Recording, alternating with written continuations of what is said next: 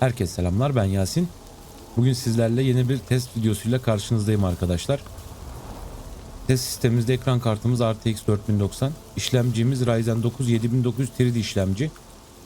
İlk oyunumuz Returnal, 2021 yılında PlayStation 5'e çıkmış Sony özel oyunu. 2023 yılına bilgisayara portlanmış.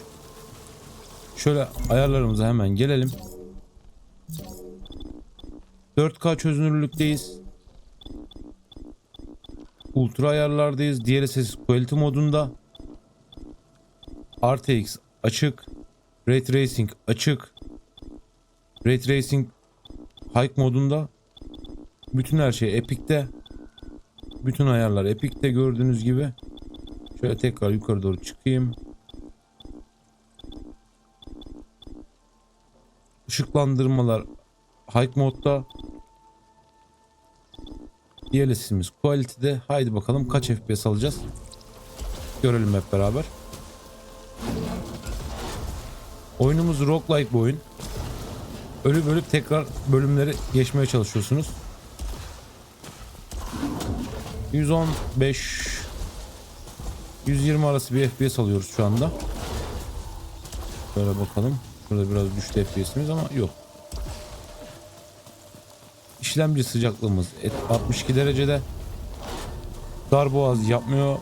İşlemci %99 kullanılıyor. 4K çözünürlüklerdeyiz.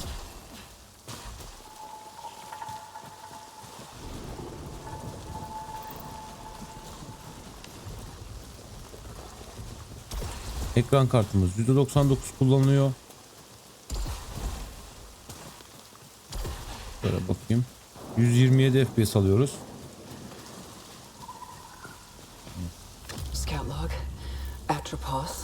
Atropos diye bir gezegene düştük. Kendi cesedimizi gördük. Selene. Ha. Nasıl bir gezegen burası ya? Şöyle geçelim. Ara sahneyi.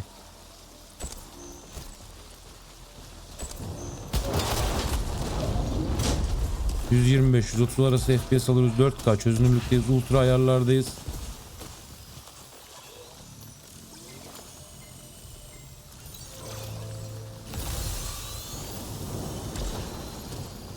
Ekran kartımız ısınmıyor. İşlemcimiz 70-71 derecede.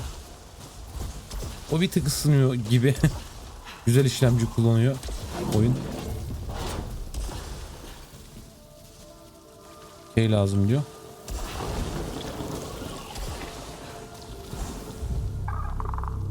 Şöyle bir de kombata girelim. Sonra diğer oyunumuza geçelim. Hop, selamın iyiydiler.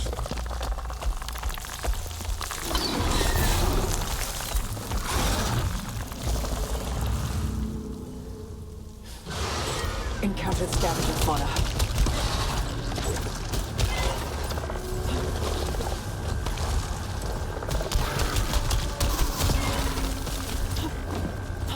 FPS'imiz 120-125 arası. Kombatta FPS düşmüyor arkadaşlar.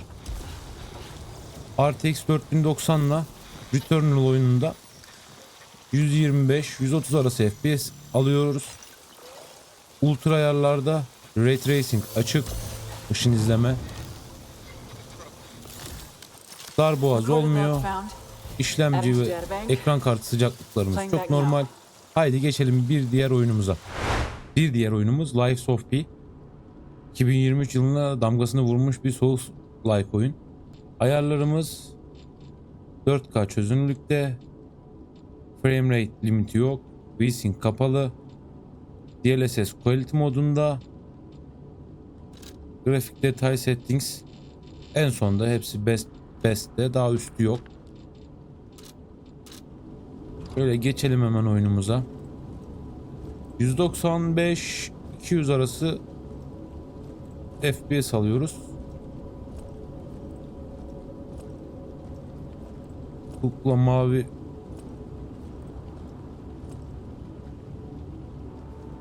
Kukla mavi kelebekle canlandı.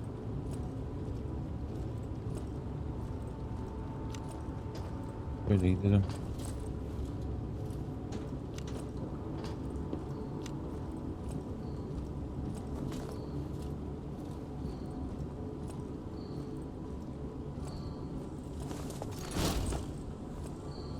Yumruk atarım.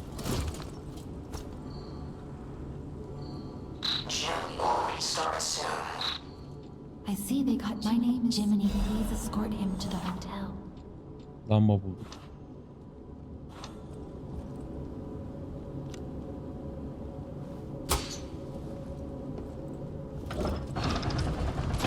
Bir açalım. Let's get you out of there.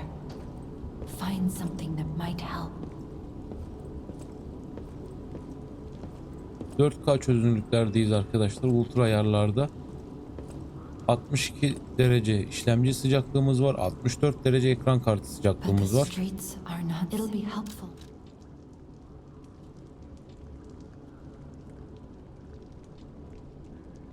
Ağır kılıç alalım ya. Destination Hotel Court. Recommend escaping from this location.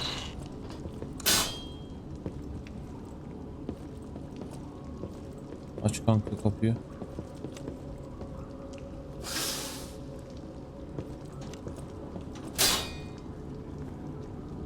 E'ye basıyorum ha. Sonunda.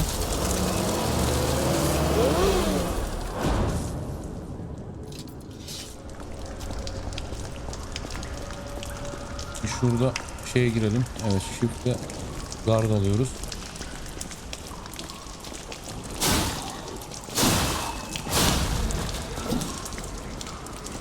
Oğlum ne çabuk üstümüz battı lan böyle. Bunlar mekanik olduğu için mi?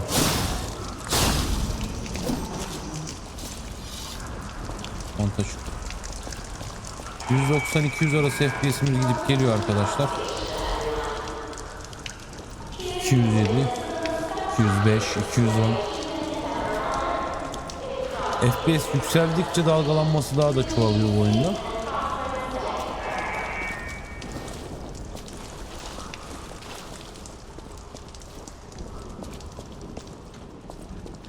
Kombatta FPS'imiz düşecek mi bakıyorum ama kombattan önce sahne geçişlerinde FPS oranı düşüyor. İşlemci kullanımımız %17. İşlemci sıcaklığımız 62 derece, 63 derece. 180 FPS alıyoruz.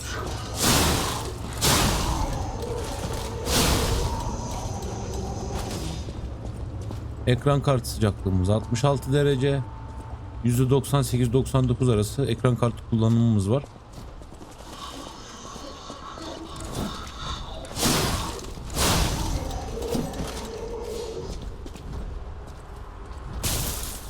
Elektrik çarptı.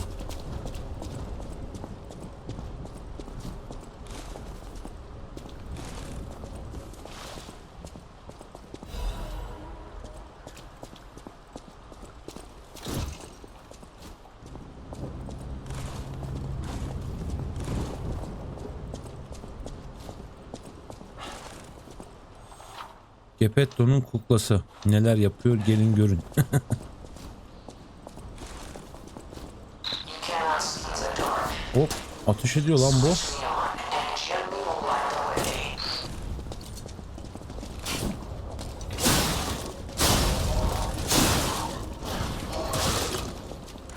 Yanlış tarafa gardı aldın kanka.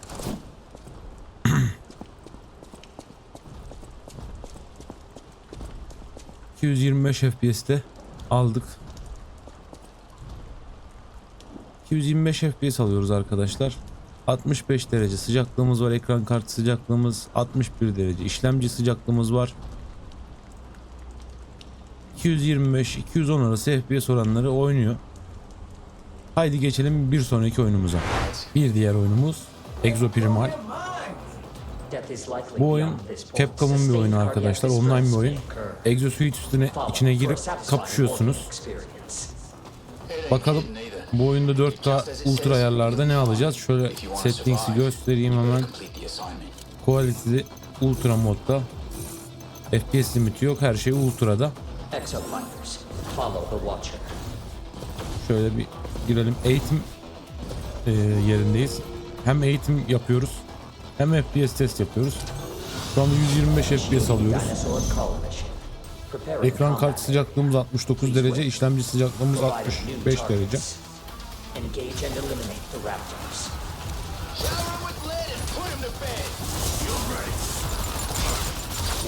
Patır patır düşüyorlar. Listen up, hardcase. It's either kill or be killed out here. Don't want to die for charity yet. Özel skill'lerimiz var böyle. Her exosuit'a özel değişik skill'ler var.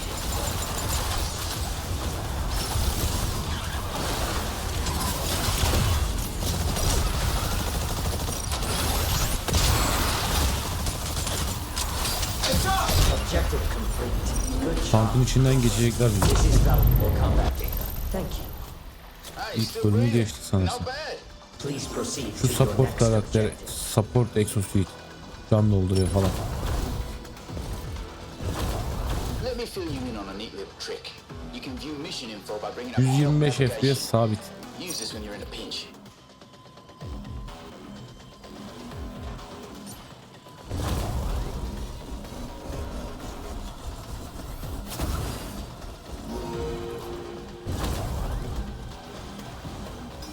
Görev başlatılıyor diyor. Providing new targets. Hadi bakalım Engage and başlatırız. eliminate the pteranodons. Ah, pteranodons. Keep your eyes on the sky.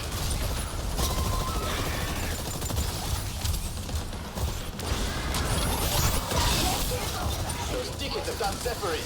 Go over there and give them a recall. Lan oğlum konuşup durma tamam ya. Şurada 2 dakika FPS test yapacağız ya. FPS'imiz 110-125 arası combat'tan normal alanlarda değişiyor arkadaşlar. Combat'ta mesela şu anda 110. Combat yokken biraz daha az oluyor. Çoğalıyor FPS'imiz. Mesela combat bitti. 125'e çıktı FPS'imiz.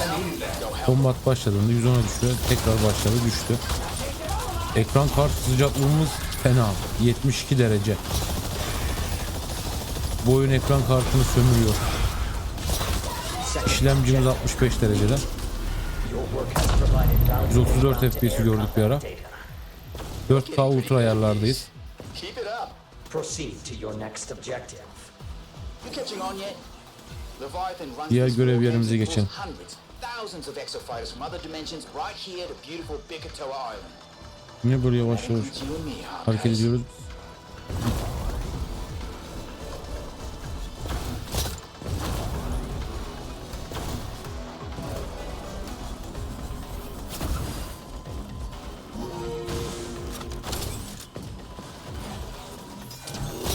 Dinozorlar gelecek şimdi. Engage and eliminate the triceratons. Aha büyük dinozorlar geliyor. Now that's a big one. If you don't want Tank another hole, butonları. then don't get in front of that thing. Tam bir ekip oyunu arkadaşlar. Tankı var, support'u var. Its tracks. Bizim gibi atak yapanı var. DPS karakteri. Overdrive.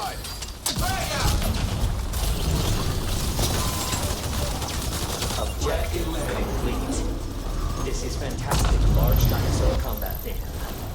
Looking good over there. Teamwork pays off, eh? Exofighters, please proceed to the next objective. I'm sure if you've noticed, but it's the year 2040. We were on Bikatoa Island the day the Stratovator came down. Leviathan was operating the war games then too. Hadi diğer Those bölüme war geçelim. games are run on repeat day after day so that Combat bugs like bitti. you and FPS I gene can 120'ye çıktı. Combat'ta 110'a düşüyor arkadaşlar over ister and istemez. over. I'm sure you've got questions, so listen Ekran up. kartı sıcaklığımız 72 sabitlendi 71 72. İşlemci sıcaklığımız 63 65 arası sürekli değişiyor. Those bones are wrapped around a device. Scoop it up and connect it to your carrier. Oyunda o kadar çok grafik kasan bir detay da yok ama gereksiz ekran kartını yoruyor diyebilirim. Ne bileyim şöyle parçalanma detayları falan da yok. Evet bölüm bitti sanırsam. Welcome back, Ace. Bu testimiz de bu kadardı arkadaşlar. Hadi geçelim diğer oyuna. Bir diğer oyunumuz Atomic Heart. Çıktığında kendinden baya konuşturdu. Ütopik bir Sovyet Rusya dünyasında geçiyor oyunumuz. Şöyle gezegenler yani yeryüzleri var ama havadalar. Bütün dünyada robotlar çalışıyor. İşte bütün işleri robotlar yapıyor ama bir gün geliyor ve robotlar ayaklanıyor. Biz de tam bu ayaklanma sırasında yeryüzündeki gezegene düşüyoruz. Yukarıdaki gezegende dik normalde. Gezerken bir anda yeryüzündeki gezegene düşüyoruz. Bakalım, robotlarla savaşalım bir yandan. Dünyamızı ele geçiren, Sovyet Rusya'mızı ele geçiren robotlarla savaşalım. Bir yandan da FPS testimizi yapalım. Şöyle hemen ayarlarımıza girelim. 4K çözünürlükteyiz arkadaşlar. Quality, Atomic Quality, yani en yüksek ayarlar. Her şey max max max max. DLSS açık. Quality modda Frame Generation açık. Şu anda 4K Ultra ayarlarda 120 FPS alıyoruz. Bakalım kombata girince FPS'imiz ne olacak göreceğiz. Ekran kartı sıcaklığımız 65. %99 kullanılıyor. Darboğaz yok. İşlemci sıcaklığımız 61 derece. Burada sanırım robotlar var. Evet.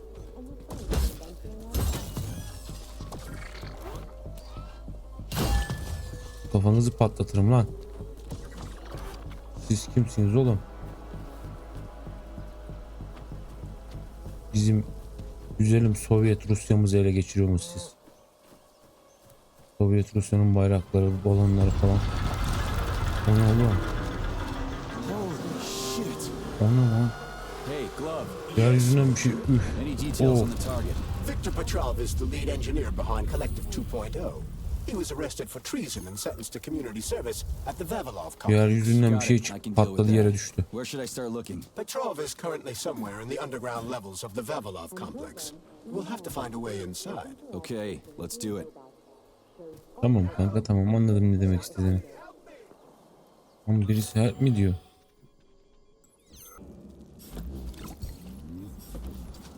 We need to find a way to open this armored door. Right. Burada da robotlar ayaklanmış. Şu anda 170 FPS alıyoruz arkadaşlar. Pislik robotlardan kurtulmaya çalışıyoruz. 185. Ekran kart sıcaklığımız normal. 65 derece. İşlemci sıcaklığımız 62 derece.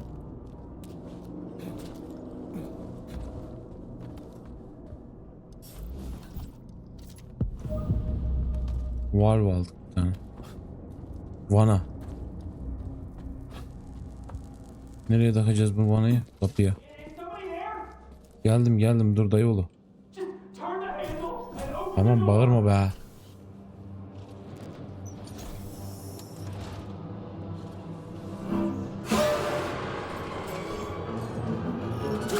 Aha. Aha. Silah için teşekkür ederim. 165-185 arası FPS'imiz gidip geliyor. Tamam. Anam, bir tane mermi ne ya?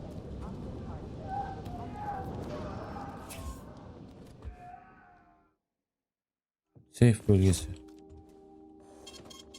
Tamam. Çalıştıralım. Ne çıktı buradan? Metal part mart bir şeyler. Arkadaşlar gördüğünüz gibi 175. Machines rose from the ashes. May I Ya var lan. Bunun da parçalarını toparlayabiliyoruz. Öldü mü bu adam?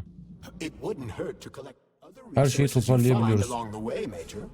175-185 arası FPS'imiz gidip geliyor arkadaşlar. Ekran kartı sıcaklığımız falan, işlemci sıcaklığımız çok normal, fanlarımız çok iyi derecede çalışıyor. Storing items Oyunun and equipment. optimizasyonu çok iyi diyebilirim. Utilizes a quantum singularity to shrink items placed within it, then restores them to their original size upon 185'e extraction. çıktı bu sefer de. Haydi bu oyunu testimizi tamamladık. Diğer oyunumuza geçelim. Bir diğer oyunumuz Prince of Persia The Lost Crown. Yeni çıktı. Ubisoft'un yeni oyunu. Şöyle ayarlarımıza girelim.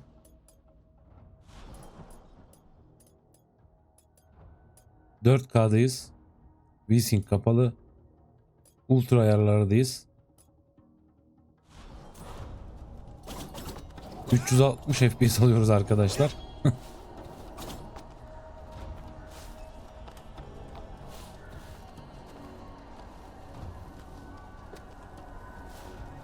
Çok güzel bir oyun. Yeni çıktı. Yani millet övgüyle bahsediyor oyunun kendisinden. İsterseniz oyunu Ubisoft Plus'la satın almadan oynayabilirsiniz. D shift'le atlıyoruz. 360 FPS alıyoruz. Ekran kartımız 59 derecede. %82 kullanılıyor. Yani 360'ın üstüne çıkamıyoruz. En tepeye vurduk. Oyun gerçekten çok güzel. Oynadığım kadarıyla. Sargon. Evet. Kaçınma var. Dodge var.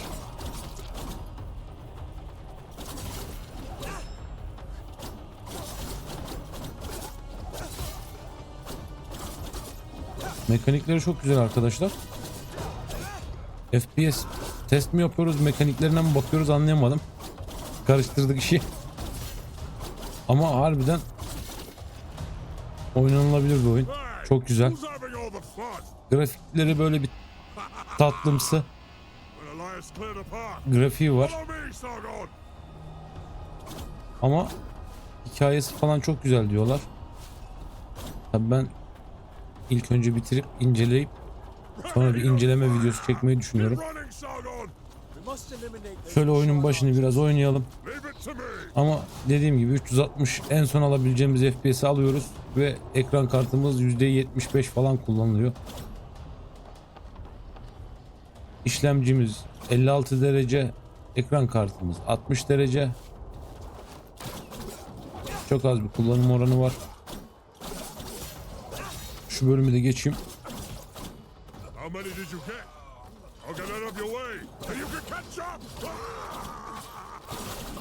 Üstlerde aşağılarda geziyoruz.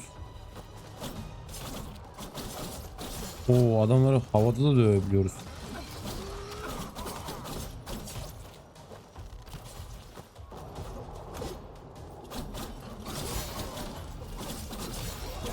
Arkadaşlar bize yardım ediyor. Kay. Kaymıyoruz mu? Boz mu gelecek? Kayarak vurduğunuz zaman havaya atıyor. Onun üstüne zıplayıp havada parçalayabilirsiniz. Harbiden hoşuma gitti. Şimdi diyormuşum, bu oyun test videosunu geçti. Artık oyunun incelemesini çekiyoruz.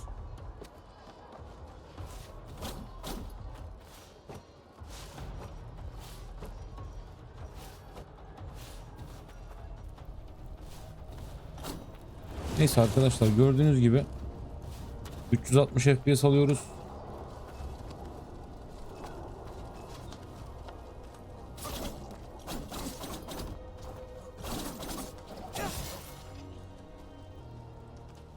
Platform mekanikleri var. Platformdan platforma zıplayıp hoplayıp çıkabiliyorsunuz. Hoşuma gitti.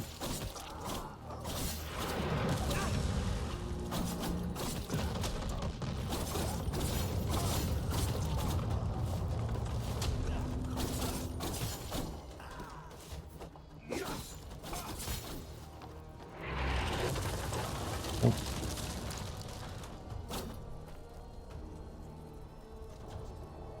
Haydi bir sonraki oyunumuza geçelim. Bu oyun bu kadar test yeter. Bir sonraki oyunumuz Palworld. Çıkışıyla herkes kölesi yapan, dünyayı kasıp kavuran bir oyun. Yani çıktığında 3 gün içerisinde 6-7 milyon satan bir oyun.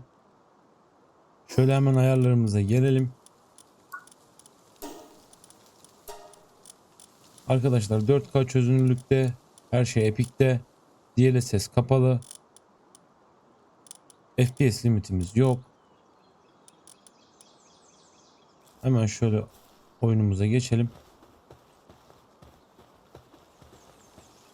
90 FPS alıyoruz. 90-100 arası FPS veriyor arkadaşlar. Hemen şuradan bir odun falan toparlayalım. Biraz ilerleyelim, bakalım ilerleyen kısımlarda kaç FPS verecek görelim.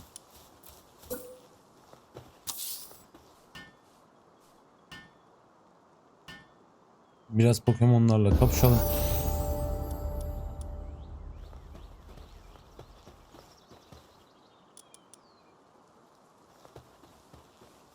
Elimize sopa yapalım bir tane.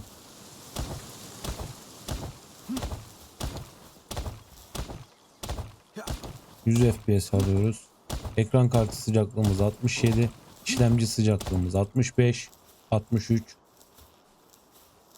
Ekran kartımız %99 kullanılıyor. Bazen %95'lere düşüyor.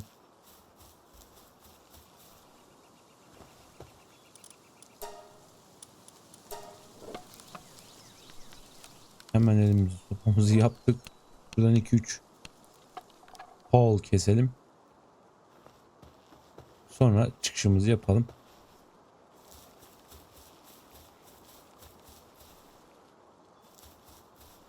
Oo, Kativa. Kativacığım. Ne kaçıyorsun benden?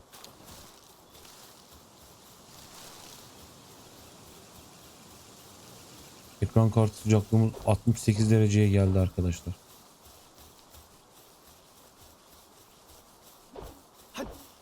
Niye kaçıyorsun benden ya?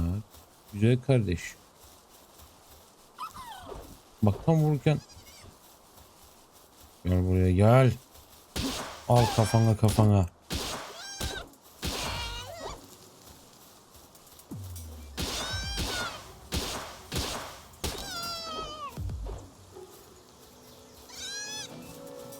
Evet.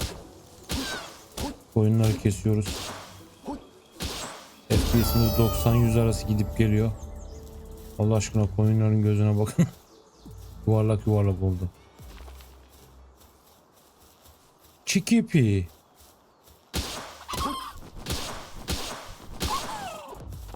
...4K ultra ayarlarda arkadaşlar. Palworld'de 90-100 arası gidip geliyor FPS'iniz. Combat'a girdiğiniz zaman 90'a düşüyor FPS. Ekran kartımızda darboğaz yok, %99 kullanılıyor. Ekran kartını çok sağlam kullanıyor bu oyun. 68 derece ekran kartımız. İşlemcimiz 63 derece. Gördüğünüz gibi arkadaşlar. Palworld'ü de size göstermek istedim. 4K çözünürlükte. Ultra ayarlarda.